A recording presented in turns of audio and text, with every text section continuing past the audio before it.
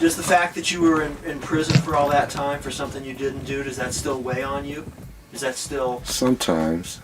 I think about it. Welcome to Watch Mojo, and today we're counting down our picks for the top 10 people who were proven innocent after long convictions. They believed in what they were doing, but they were not scientists. It wasn't science at all.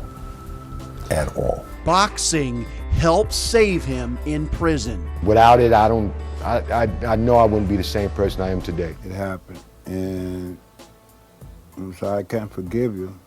I really am. For this list, we're looking at infamous American cases where people were imprisoned for incredibly long periods before being declared not guilty. Which of these stories do you find the most infuriating? Let us know in the comments.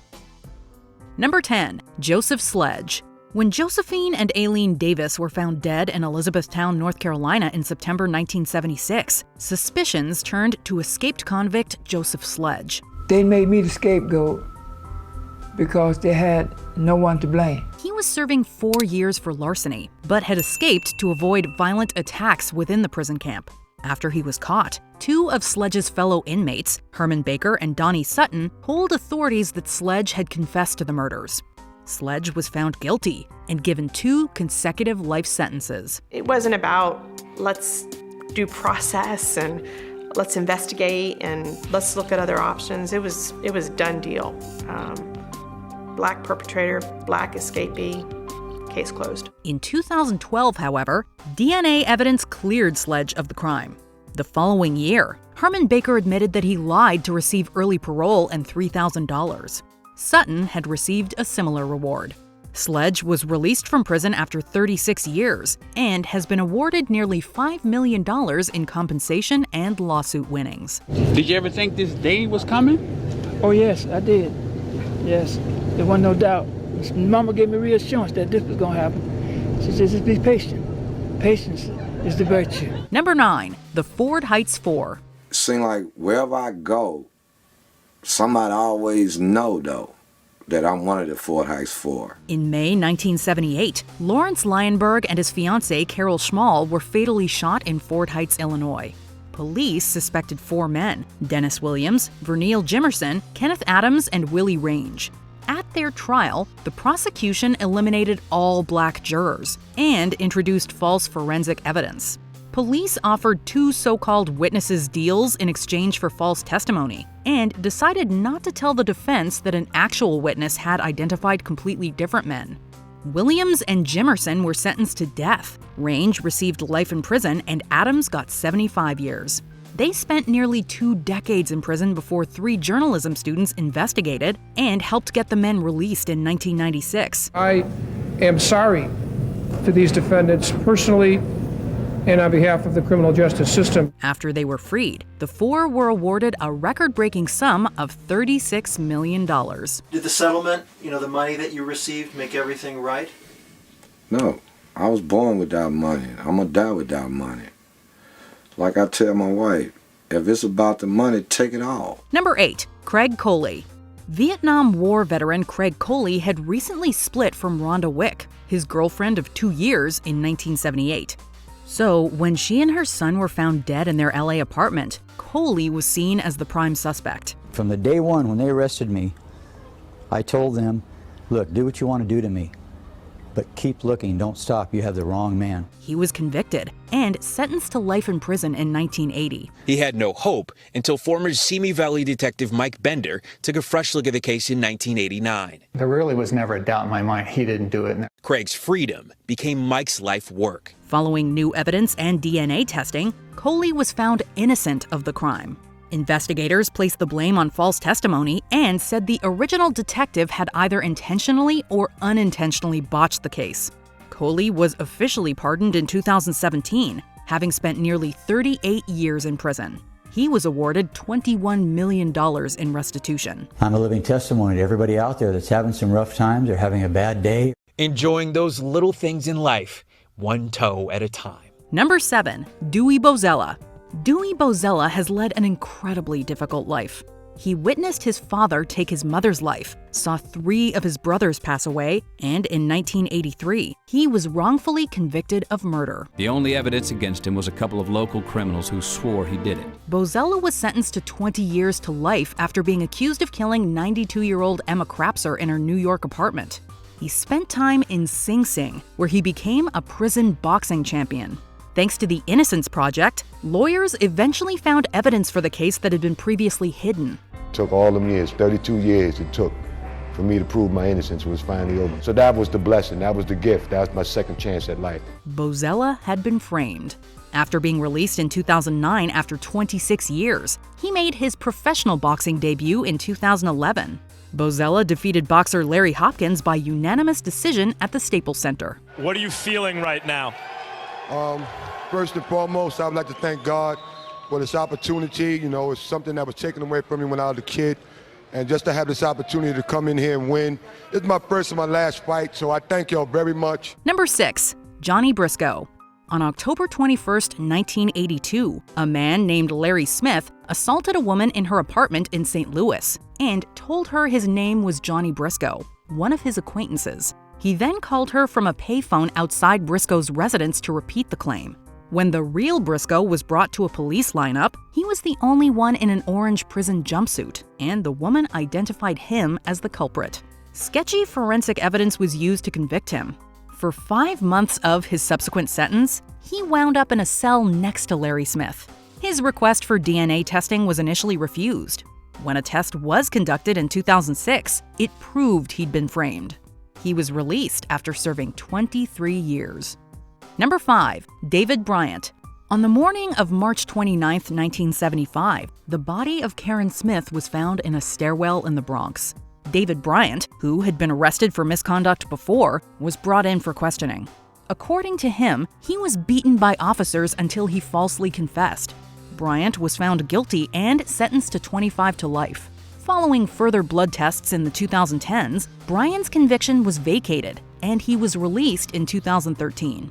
But the New York Supreme Court overruled the decision and put Bryant back in jail. Luckily, Bryant's brief release caught the attention of a former witness, who had been 10 at the time, and admitted that police had coached him to lie in court. Following another petition, Bryant was fully free after 42 years. More than likely, I'm very grateful and very, very thankful for one thing. So much support and care for people who have been there to assist me and help me make the transition back into life. And I don't have enough words to say thank you. Number 4, Walter Forbes. Walter Forbes intervened in a bar fight between 2 people in 1982 in Jackson, Michigan. One of the fighters, Dennis Hall, shot Forbes the next day. Fortunately, he survived. When Hall perished in an apartment fire later on, investigators suspected arson. A witness named Anise Kennebrew told the authorities that she saw Forbes burning down the apartment complex. While her testimony didn't match the evidence, he was convicted and sent to prison. It wasn't until decades later that Kennebrew admitted she had lied because she'd been threatened by men in the neighborhood. Forbes was finally released from prison in 2020 after serving 37 years. Number 3, Glenn Ford. Louisiana native Glenn Ford was the longest-serving death row inmate to ever be exonerated. The warden said it was a minor mistake made and on their behalf, and he was sorry. Gave me $20 debit card, shook my hand, and they released me. In 1983, the body of jewelry store owner Isidore Roseman was found in his store. Since Glenn Ford was working as his yardman at the time and was said to be near the scene of the crime, he was arrested. He was given a defense team that wasn't accustomed to serious cases, and prosecutors made sure the jury was all white. Looking back on it, I was not as sensitive to the issue of race as I am now. There was no weapon connecting him to the crime, but Ford was sentenced to death. His conviction was overturned when Jake Robinson was identified as the real culprit. Ford was released from prison after 30 years in 2014. What's the first thing you're gonna do? I'll go get something to eat. Unfortunately, he passed away from lung cancer complications the following year. With the 15 months of freedom he had, he was able to go to California and see his children and his many grandchildren, which brought him a lot of joy. And he was able to spend time with friends and loved ones in New Orleans and go out and enjoy the festivals and music and everything New Orleans has to offer. Number 2, Wilbert Jones. After a nurse was assaulted in October of 1971, Wilbert Jones was arrested and placed in a police lineup. No, I forgave. You know what I'm saying? I forgive. The nurse identified him as a suspect, but had reservations because his voice and height seemed different from the man who attacked her. Regardless, the jury took her testimony and no other evidence and sentenced Jones to life. Innocent Project New Orleans later discovered that similar crimes took place around the same time. They eventually found a man who matched the nurse's original description of her assailant. Unfortunately, his crimes were never brought up when the case was first tried. In light of this new information, Jones was released in 2017 after almost 45 years in prison. His family was there overjoyed to see him walk through the Louisiana prison gates 46 years later. We are overwhelmed. So happy. Before we unveil our number 1 pick, here are some honorable mentions. The Central Park Five. They spent 6 to 13 years behind bars, but another man later confessed to the crime. Matias Reyes, a serial rapist and murderer, confessed to the crime. His DNA matched what was found at the scene, and the Central Park Five were cleared. Stephen Avery served 18 years before being exonerated by DNA testing. We knew he was innocent. We knew he was innocent.